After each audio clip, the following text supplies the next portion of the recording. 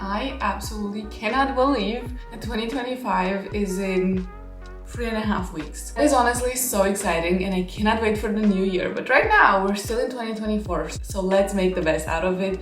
Today we're doing a reset. Let's go.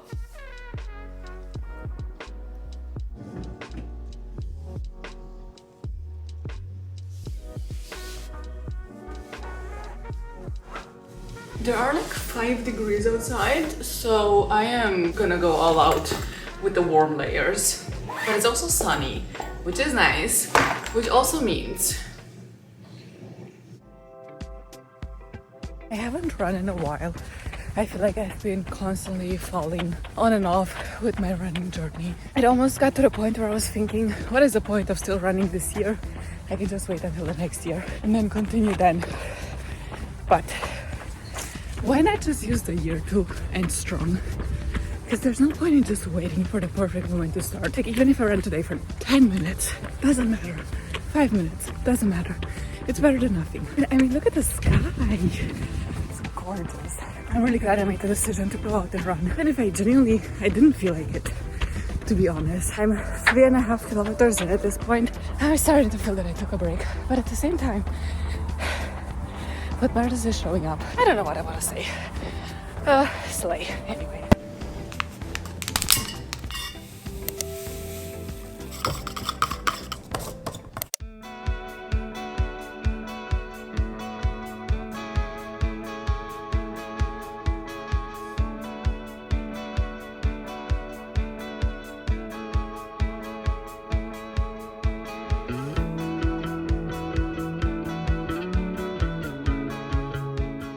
I always say clean space, clear mind, and right now I do not have a clean space. So let's clean it up before we move on to anything else.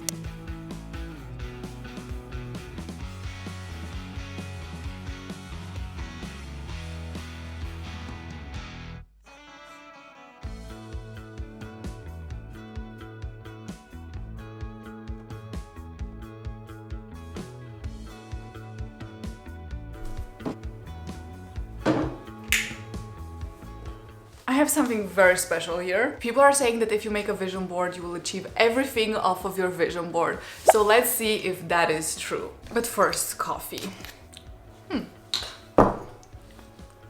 I talked about all of the goals that I have achieved and that I haven't achieved last year, and it seemed to help a lot of people. A lot of people enjoyed it, and I thought, let's just do it again this year. So I will share my goals, I will share if I achieved them or not, and I will also talk about why I achieved them or why I didn't achieve them, so we can learn together from this and set better goals for next year. Maybe if you have some similar goals like I have or had, this can help you avoid some mistakes and just succeed on the first try, so you can learn from my mistakes. This is my vision board. I made this together with you in a video last year, in a different video last year. I love her. I've been looking at her every single morning after waking up. This is an actual picture of the Vienna City Marathon, and I did compete and complete it. It was a little bit rough. I made a video about it. I ended up not publishing it because of some time constraints. I don't know if that footage will ever see the light of day. I had a problem at kilometer 13. I ran a half marathon, so kilometer 13 out of 21, where I just could not breathe. I think it was because I drank less than usual, and I might have also not fueled myself, and also just the nerves and everything. And I was just on the side of the road, not being able to breathe. And a person working at the half marathon came to me, and I thought he would, you know, offer help or like ask me if everything is fine, which honestly didn't feel fine because I physically could not intake air. And he just asked me to please get off of the road. And I wasn't even in the middle of the road or anything like that. I calmed myself down and I continued running, and I went slower, but I finished a half marathon and I'm so proud of myself. Like, I got a medal and everything. I was really, really happy. But I don't know if I would run the Vienna half marathon again, just because of my personal bad experience. Another goal, which is kind of inside of this, is to be more consistent with my running journey. And for the time I was training for the half marathon, I started training for it in February, which is really late, but it really lit a fire and got me motivated to actually train and be able to run 21 kilometers. Pretty proud of myself for what I did, because 1 month before the half marathon, the longest I was able to run were 11 kilometers. Then we also have another goal of gym, and I kind of neglected that while I was training for a half marathon. I think hybrid training is definitely possible if you don't have a lot of other things to do in your life, because I really noticed when I had exams, I had work, I had to train, it got really hard for me to still hit the gym and still run, and I really had to pick and choose my priorities. Well, gym came second for a while, then in summer, autumn, also now, I'm more focused on going to the gym. And I'm still trying to keep up with my running journey, but it's not going that great. A lot of times I don't run for like 2 weeks, and then I run 3 times a week, and then again I don't run for 2 weeks. This is something I want to focus more on in next year, and I think it's totally doable with planning. Also, I got a subscription to Runna, which is a running app, and I absolutely love it because they plan the workouts for you, and I saw you can also plan when you're gonna do your strength workouts. And I think the solution to my inconsistency problems with running and gym is just planning. I just need to think ahead a little bit more and to think how to best structure my workout schedule. Here's a goal I did not achieve. Maybe you'll guess it, maybe not. I have a belief that you should never tell people your goals. So I'm not gonna tell you my goal because this is gonna continue to be a goal in 2025. That's all I have to say. I did not achieve it. I also did not really work towards it or put any significant amount of effort into it. I still think it can happen, and I'll focus maybe more on that in the next year. I also had a few very specific fitness goals, which one was to be able to do a handstand, and I feel like I cracked that. I'm like this close. I can do it for like 1 second. Does that count? Honestly, I don't know, but I still have like 3 weeks to work towards that. So I think by the end of the year, I'm definitely gonna get that. The other one was to be able to do pull-ups, and I can do one. I can do one. I don't know what to tell you. And also I remember from last year's video, I wanted to be able to do a diamond press up, and I have not trained towards that. I mean, it wasn't really a big goal of mine this year, but let's see if I can do it. Let's just try right now. So it's like this. Easy. Conclusion is I can do one.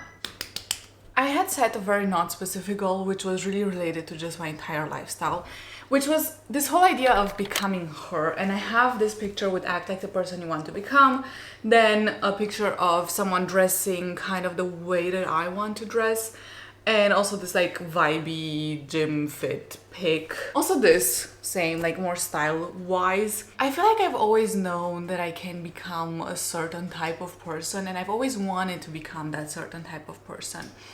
And I think in 2024, I really got closer to that person. I really showed up like the ideal version of myself. I started thinking more like her. I started acting more like her.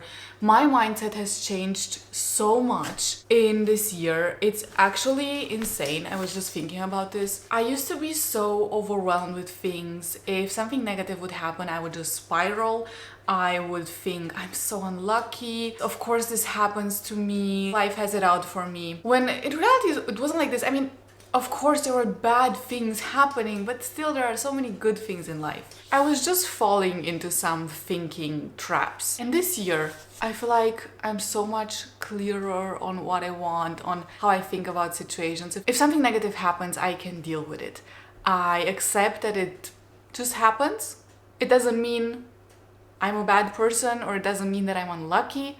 Just bad things happen sometimes. That's fine. That's up there with the most important goals that I achieved. Even though it was a really not specific goal, if you watch my video, probably know it's hard to achieve goals that are not specific. But I feel like it's just a accumulation of showing up as the best version of myself and really visualizing it and really trying to be better and to just do better every single day. One very important thing for me is this whole idea of friendship and surrounding yourself with people who think like you, with people who make you feel good and inspired and who don't drag you down. And I wrote quality time with quality people and also living life to the fullest. I really wanted to have fun and have experiences and meet new people, and I've met so many people in 2024. It is absolutely insane. I mostly met them through university. I feel like I really got out of my little shell. Like I would just sit down next to someone and be like, hey, my name is Maria, how are you? And just start talking to people. I feel like my whole life I've been more introverted. And this year I had this goal of making new friends and doing things with them and having like enjoying life, going out, having fun, and I did it. And it started becoming so effortless. Like I really notice when I'm doing group works with people at university, I think a lot of people hate group works, and still I don't vibe well with all of the groups that I'm in. But last year I've had two amazing groups where we've gone out afterwards, we became friends, you know, we keep in contact, where I feel like those are really my vibe of people. It's just crazy to think about what happens when you just decide to take a chance. Yes, it's uncomfortable to talk to people, especially if you're more introverted. But what's the worst thing that can happen? Like the worst thing that can happen is that they look at you weird or they don't want to talk to you. In that case, their loss, honestly. I remember also writing down on my Notion, I had this picture and I wrote down what life feels like. And not to be cheesy, okay? But I wanted my life to feel like a movie. I wanted my life to feel exciting. And honestly, 2024, I've done a lot of exciting things. And I've had such happy experiences and also sad ones. Don't get me wrong, like also sad ones. But I really feel like I lived and I felt life to the fullest. Like I had a whole range of experiences, both good and bad ones. In the big picture, I enjoyed it. Like I got to experience stuff and feelings and make new memories, and I'm so grateful for that. And now we get to the spicy part, and I typically don't rewatch my old videos, but I recently rewatched the 2024 reset video that I did last year, where I was talking about how I had set a subscriber goal of 100,000 on YouTube, I think, on Instagram. I don't even know.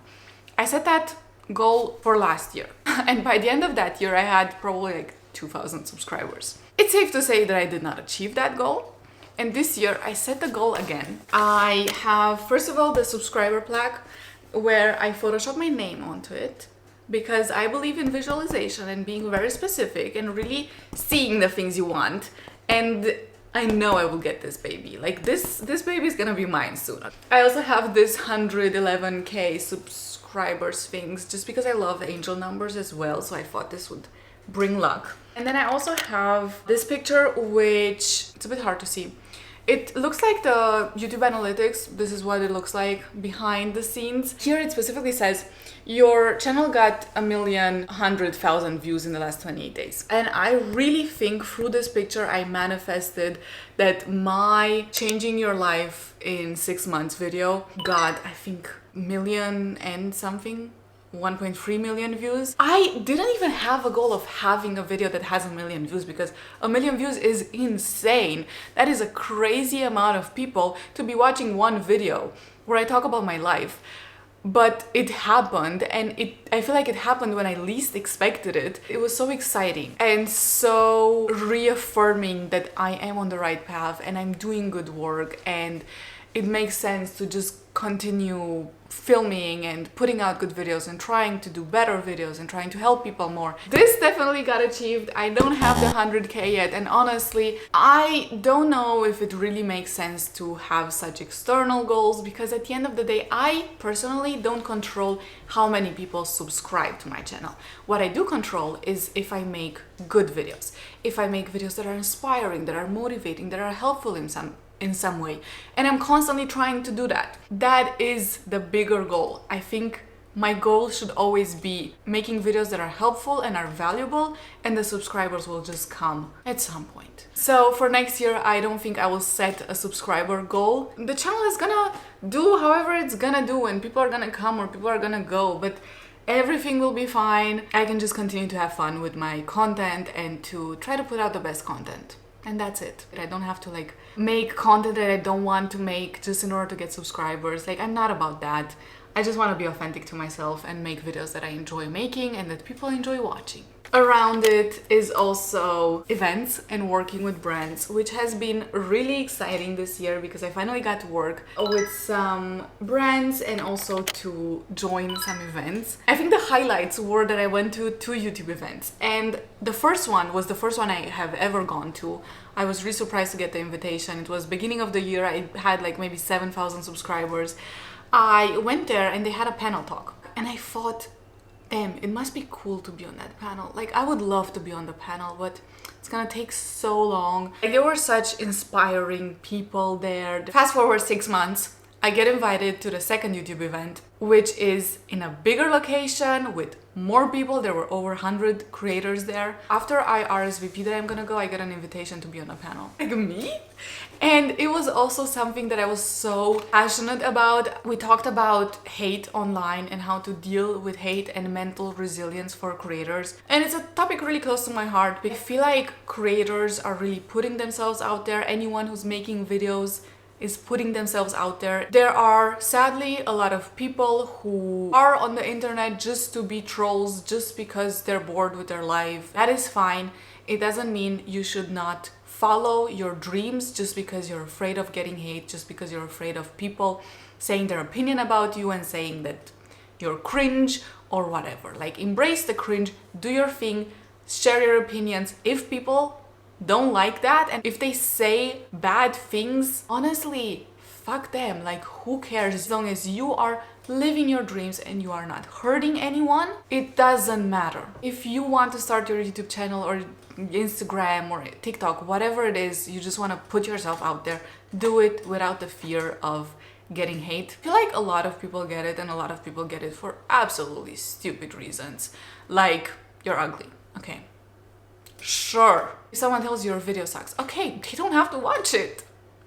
Who cares? If someone tells you you're stupid, okay, that's their opinion. It doesn't matter. It doesn't mean it's true. Just do your thing, follow your goals. Only then you can achieve all of your goals. And if you let yourself be held back by people's opinions and online trolls who you don't even know face to face, and your limiting beliefs, and your fear of failing, or your fear that people are gonna say certain things about you and have opinions, honestly, I don't know how to put this nicely, but fuck that.